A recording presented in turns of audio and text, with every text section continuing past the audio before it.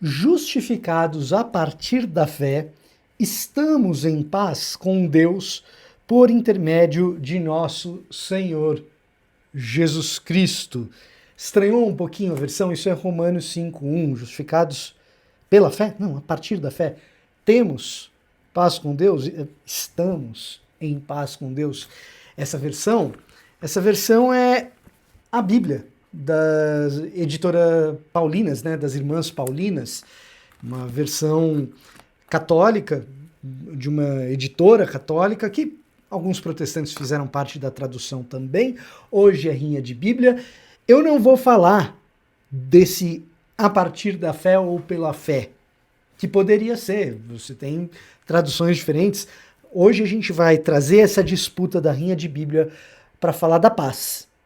Estamos em paz com Deus? Temos paz com Deus e mais? Essa paz é a tal da paz, nada quebrado, nada faltando, nada fora de lugar. Eu nunca consigo decorar isso daí. Eu falo nada coisado, nada balangando, nada não sei o que lá. É isso aí mesmo? Ou é alguma outra coisa que o pessoal tanto fala? Antes disso, olá, eu sou Victor Fontana, esse aqui é o meu canal, ele pode ser um pouco seu também. Para isso basta que você se inscreva nesse canal, ative as notificações, deixe seu like, deixe seu comentário. Tudo isso é muito útil para você que gosta de Bíblia e de teologia, porque é disso que trata este canal aqui. Quando você deixa o seu like, o seu comentário, mais vídeos de Bíblia e de teologia vão aparecer para você. E além disso, você pode aprender Bíblia comigo. Então dá uma olhadinha em como preparar um estudo bíblico que está aqui na descrição. Agora, vamos falar um pouco da nossa Rinha de Bíblia de hoje.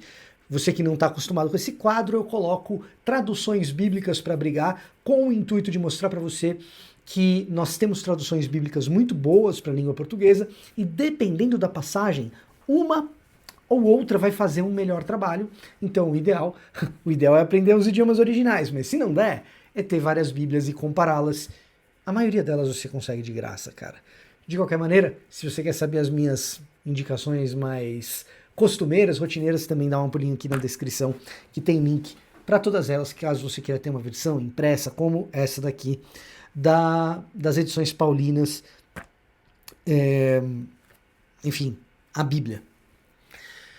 Dito isso, vamos falar um pouquinho dessa diferença entre a maioria das versões católicas e a maioria das versões protestantes, no que diz respeito a esse trecho da perícope. Estamos em paz com Deus ou temos paz com Deus? Em Bíblias protestantes você sempre vai encontrar temos paz com Deus. E nas edições católicas e ecumênicas que eu pesquisei, aparece estamos em paz com Deus. Exemplos de Bíblias protestantes: as Almeidas, Revista Atualizada, Nova Almeida Atualizada, Almeida Século XXI, Bíblias protestantes. NVI, NVT, Bíblia protestante. Temos paz com Deus. Exemplo de Bíblias católicas e ecumênicas: a TEB, Tradição Ecumênica da Bíblia. A Bíblia das Paulinas é católica. A Bíblia de Jerusalém, ela é da editora Paulus, que é uma editora católica, que também publica a Bíblia Pastoral, que eu gosto bastante. Então, você tem aí essa diferença entre as duas. A diferença de sentido ela não é enorme, mas ela nos ajuda na discussão sobre o que é paz. Porque a diferença entre temos paz com Deus e estamos em paz com Deus diz respeito a como você enxerga eirene, que é paz no grego original, nessa passagenzinha aqui. Uma das versões reflete mais um sentido mais abrangente e completo do que a palavra paz quer dizer, refletindo também a ideia do tradutor de que, ao falar eirene no grego, Paulo tem em mente shalom do hebraico, tá? Então, e aí? O verbo no original é erro, e erro é ter. O verbo ser e estar no grego é o verbo eimi.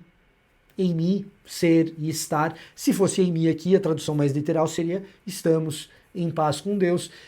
Não é eimi, não é o verbo eimi, é o verbo erro, e na verdade flexionado, echomen,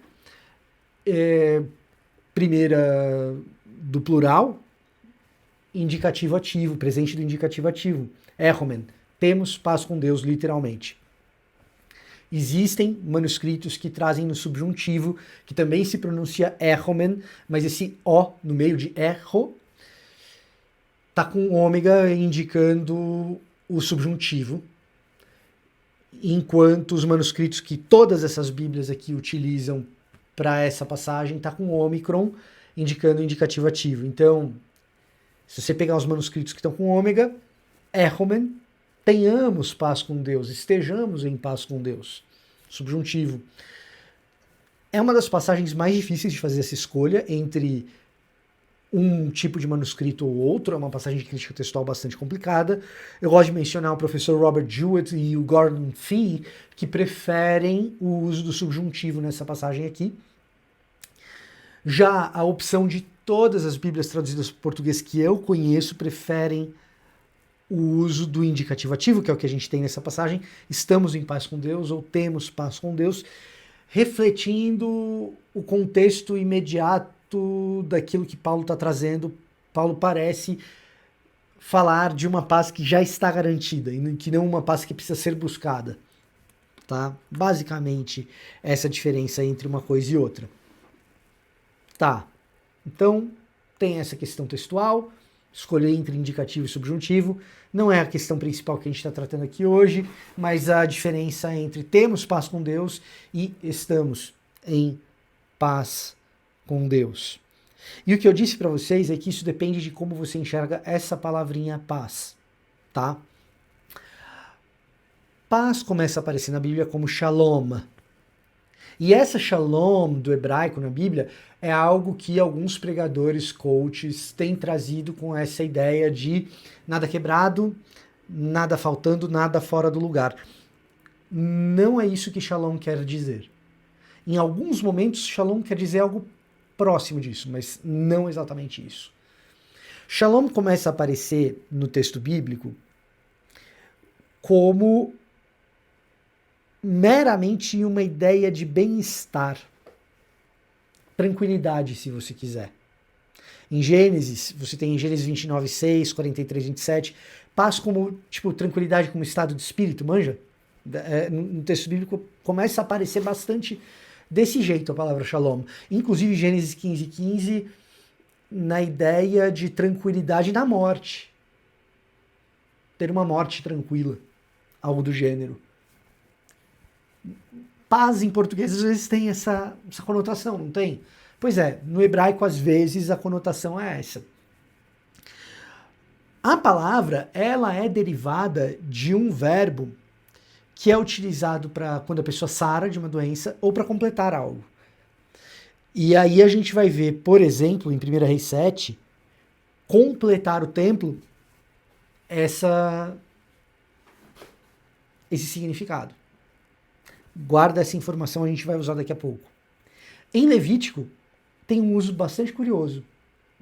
Esse mesmo verbo é usado para quitar a dívida. Então, olha só, paz, tranquilidade. Quando você quita a dívida com alguém, você está em paz com essa pessoa. Já estou te dando uma dica do que você vai ver daqui a pouco no Novo Testamento.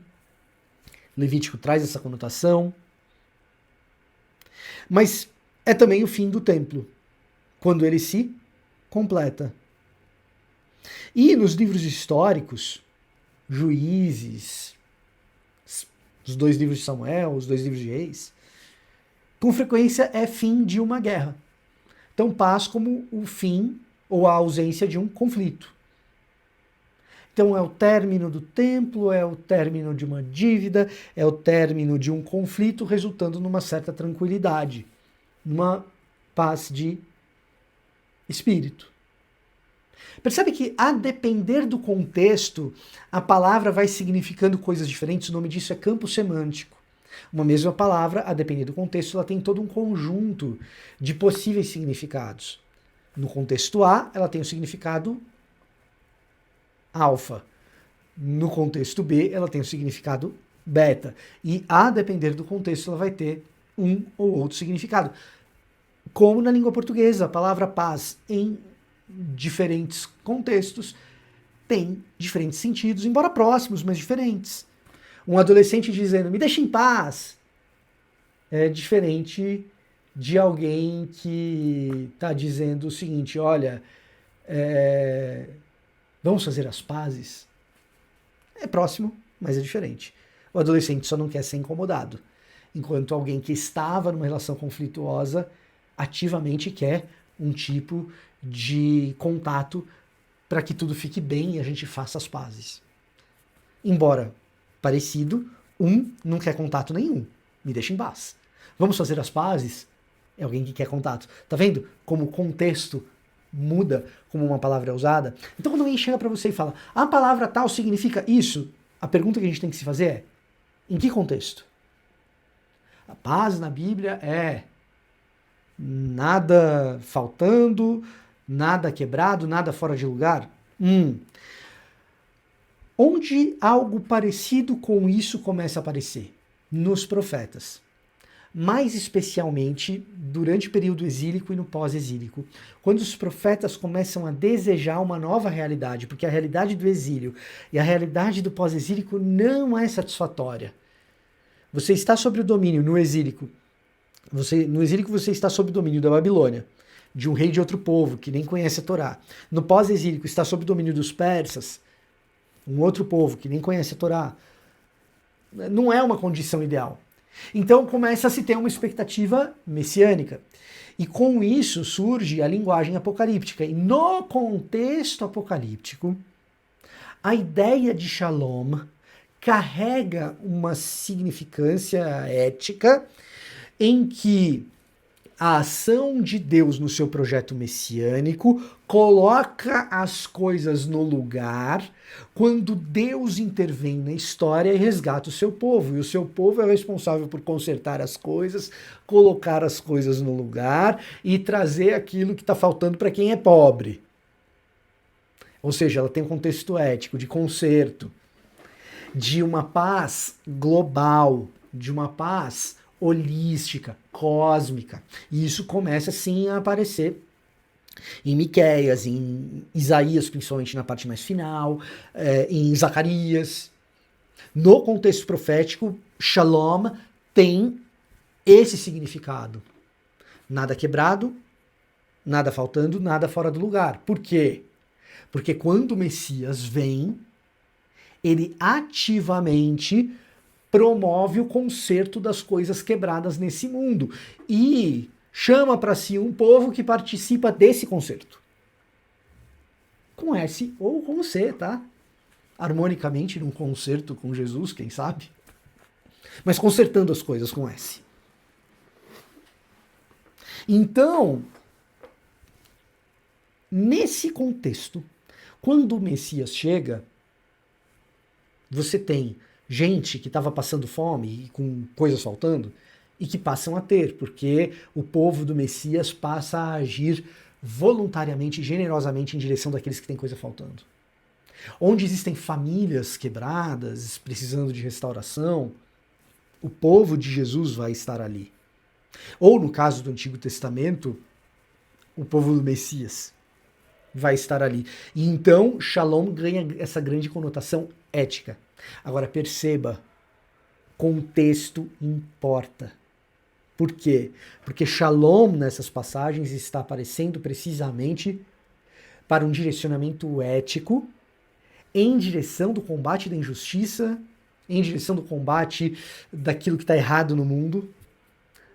Nada mais descontextualizado do que pegar isso, tirar do lugar e fazer esse contexto de Shalom abraçar uma perspectiva egoísta de alcançar os próprios sonhos e ter as próprias realizações materiais.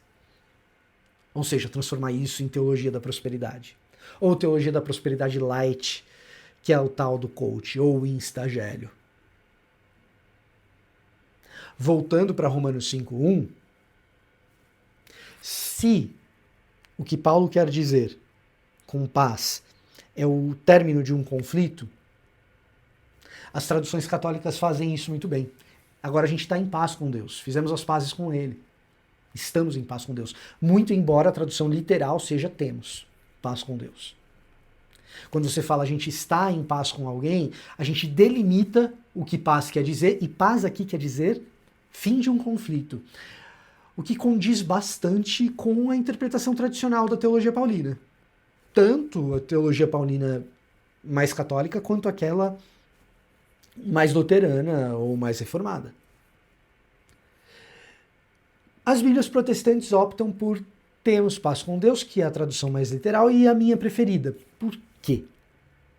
Porque a gente deixa em aberto para o intérprete fazer a sua própria teologia, enxergar a sua própria teologia a partir do texto e imaginar, será que aqui a gente está falando só de o fim de um conflito?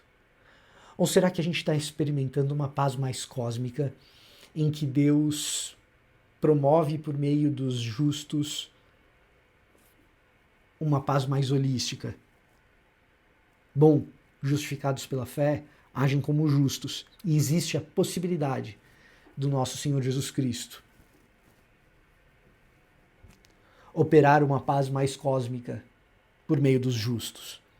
E, portanto, nesse caso, eu prefiro as traduções protestantes que deixam essa hipótese mais em aberto. É uma preferência pessoal. Aqui eu não vou fazer ranking das traduções, porque não é uma decisão técnica. É bem uma preferência pessoal. Se você gosta das linhas de Bíblia, deixa o seu like. E mais do que isso, deixa um comentário aqui dizendo que queremos mais linhas de Bíblia, olhar para coisa no grego, olhar para coisa no hebraico. E dá uma passadinha aqui na descrição, ver se você gosta dos cursos que eu tenho para oferecer e também das Bíblias que eu indico. Esse era o meu recado para hoje, eu vou ficando por aqui. Até a próxima.